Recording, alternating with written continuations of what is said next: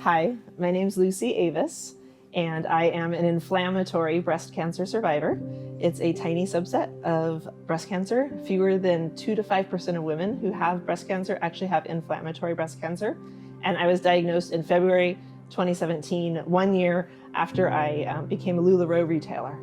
And we met through an online inflammatory breast cancer support group run by a woman who runs the IBC Network Foundation. And there are about 1,000 of us in there. We found each other, became friends that way because— Let's do a fundraiser. Yeah, because we were like, let's do a LuLaRoe fundraiser. And we're like, oh, I sell LuLaRoe, you sell LuLaRoe, this is so fun. I found a clogged milk duct here, and she nursed it out, and a month later it came back, same spot.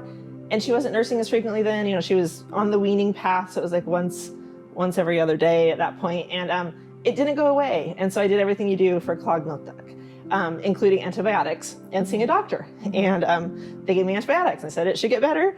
And then it never got better. And so a couple months later, I got some more antibiotics and it never got better. And I finally went to a breast specialist and she said, you're going for a biopsy today, right now, and a mammogram and an ultrasound. And then life went just everything just stopped. It was shocking, it was horrifying, and I had never Googled anything to do with cancer. I had only Googled things to do with clogged milk ducts and babies weaning. And I don't know if it's a self-preservation mechanism that you don't want to Google something that might tell you you have cancer, but as soon as she said biopsy, I started Googling inflammatory breast cancer, and I had to stop because I lost it. In the 1970s, the prognosis rate for women with inflammatory breast cancer was 18-month survival. And having a 5.5-year-old and an almost 4-year-old at home, that was a horrifying thing to read. You know, I was alone when I actually found out, because I had just had a PET scan. My husband had to take all the kids away because I couldn't be around them for 3 hours. And so they left, and then my oncologist called me and told me I had cancer. She told you over the phone? Oh yeah. I was by myself. I was like, oh my God. I was in shock. I was like, what? All I thought about was my family, my kids. And I tried calling my husband, he wouldn't answer. So on Facebook Messenger, I have a group for my immediate family. I have 2 sisters, 2 brothers. They all live all over the place. I called. Every single one of them answered. It was a Wednesday. I was like, "What? How are you? Why are you not at work?" You're like, "I'm off on Wednesday." I'm like, "Oh my!" Every single one, all my siblings answered. My parents answered, and they could see the tears. And they're like, "What's wrong?" I said, "I have cancer," and you know, it was just so, I don't know. And then when my husband came home, you know, I gave them a big hug. I couldn't tell my kids right away. I told Brian, you know, my husband, Brian, come, I need to talk to you. It was very hard when I found out. Yeah. It's sort of scary. It's sort of like getting hit by a supersonic train and you're on the front. And you're stuck on it and you don't know where it's going and you don't know if it's going to crash and you're injured because you're stuck on the front of it because it hit you, but you're just going and there's no freaking way to get off and you don't know if there's ever an off or if you want the off because is the off like the end.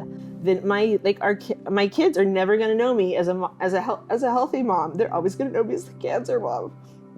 It's like that's something that I'm working towards slowly so that their memories of me are not as somebody like in a hospital bed. And they really were at a sweet age for me. They were old enough to wash their hands, they were out of diapers, and they didn't really understand death. So they didn't understand the seriousness of the situation.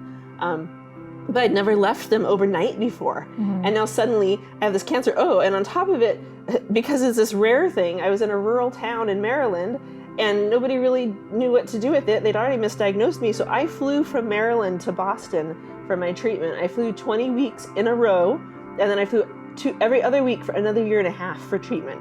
And so some of those visits, you know, you want somebody to go with you. So I wanted my husband to go with me. Well, we had to go, and it had to be a day trip and have to spend the night, and who watches the kids, you know? So it was a huge lifestyle change for us as a family. When I was first diagnosed, I asked my oncologist, I go, what's the prognosis? He said 2 months to 2 years. it's been over 2 years. It's 2.5 years. So with all the new medications and, you know, they're coming out with so many new things, and if all this stuff doesn't work, so I haven't gone through chemo yet. I've done radiation. Are you stage? I'm stage 4. So it's also only found, it's not found before stage 3. Right. And there's only 4 stages of cancer. So you are looking at a living terminal woman, Yes. which is amazing. So It's basically, in my bones. Yeah, it means in my bones, that she'll be on treatment Forever. forever. So For life, because you're going to live till you're 90. Yes.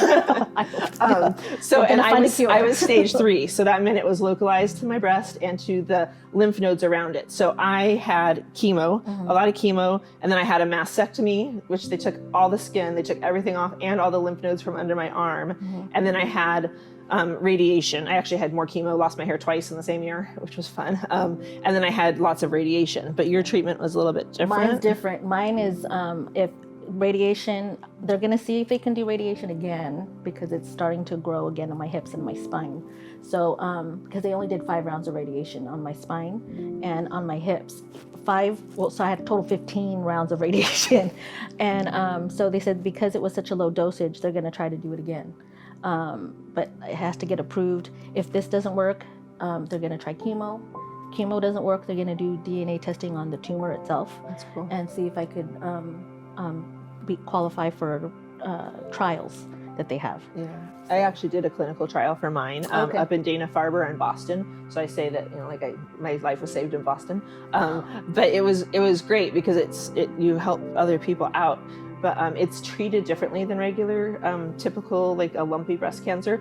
Our slogan is sort of like no lump, still cancer. And a lot of times it's like a bug bite, or the side of somebody's breast gets red, or your breast Like gets an orange larger. peel. Yeah, the orange It looks like peel an orange texture. peel. It's really bizarre.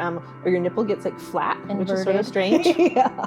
And so sadly, all those signs can also be like mastitis or something that you would have if you were a breastfeeding mom. Because how old was your little one? 6 months. So I have found my lump when my son was 6 months. I went in, saw my OBGYN, and he says it's a clogged milk duct. It'll go away. A year later, I went in for my annual checkup. You had it a year? Yeah, I Oh had my it a God. year. So a year later, I went in for my annual checkup, and it was a nurse practitioner. I said, I still have a lump here. And she sent me right away to get a mammogram, ultrasound, and they did a biopsy. And they said, you do have breast cancer. So went in right away. I didn't realize it was that long. That makes me so it was a mad year. and so upset. Yes. That's not cool. I saw my OBGYN, and my husband was with me. He said it wasn't a lump, or it wasn't a clogged milk duct. It was breast cancer. You know, tell him, hey, if someone comes to you saying I have a clogged milk duct, have her get checked. Absolutely. His jaw dropped, and he was like, I am so sorry. He had no idea. They don't know. They don't. No. I saw 2 doctors who both gave me antibiotics, and they thought I had mastitis, and they had no clue. Yeah. And I self-referred to a breast specialist. That's how I found it. So, Yeah.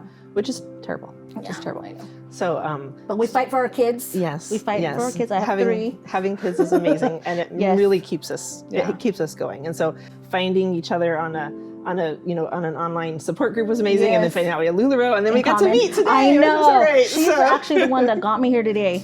She's like, Jennifer, can you come do the gotta interview with come. me? You only live 2 hours away. I was like, Come. no, really? They're gonna let you do the photo shoot. I was like, yes, I'm there. I know. Super. That So, was, yeah, it was that totally amazing. makes it. So, it's a scary breast cancer. It we actually is. have a different ribbon than Yes. the typical pink little breast cancer ribbon. Ours is, I did my orange nails in and it. So gray. yeah, so it's hot pink and orange to signify the inflammatory. And then we actually have a black stripe that goes through it to show how fatal it is. Because it's scary. So it's a club to join that you never want to join, but you meet amazing people in it, Yes. and you also have amazing loss through it. So I had a friend I met at breastcancer.org. We did the same clinical trial in Boston. She was diagnosed 4 weeks after I was, and she was gone in 18 months from the same thing, stage 3, exactly the same treatment and everything. So you never know. Yeah. So it's a gamble, but it's Yes. it's good to be here. Yes. So and meet friends. I'm Yes. excited. So.